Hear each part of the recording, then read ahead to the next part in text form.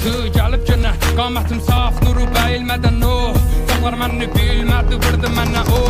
Məsələsi yox, öz millətime də göz gizlədin. Şabbasın nəvəsi, savaşmağa tələsir. Məsələsi əlindəki qələmi, acib gəlir bunlar sənə. Verəsən qulaq mənə, görsədəm dünya deyir məşrizadan hamı gərək uzaq gəzə. Zohərim həqiqəti vərəqə tökür, gözlərim gör mənim nəminə görüb. Qan məni dar məni çar, boynumdakı ip yeri tərpədir raz. Ax mənəm bax, istəsəm yazam kəm gələr kaz. Hər nədə həqiqəti axtarıb tap.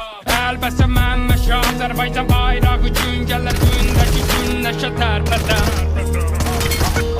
Millət hələ də məndən mahnı istir, zindəki soyuq amma mənim yazım istir. Yaşa, dünya bıdı paşa, maşa, səbr elə üstdəki daşa. Yol yeri, mərdummu aytmağa qol verin, bədənimə bax. Həqiqətə görə hər yerim yaralıdır, sağ yerim beynim. O da deyir getdiyim yolu qeydim, qaldım arada, sən denə neynim. Gəlir bu vətənə bir də bu millətə heyfim, sən denə neynim. Qərb məni sümüklərdən teynir, sən denə neynim. Aralarda itmağı tapmasam, həqiqəti toz basıb axtaram. Bilməsən nə fayda ki kimsən sən dostum, otu yerə üst aralar. Qoy qan gedə arada, bundan belə buna babəş baxacaq.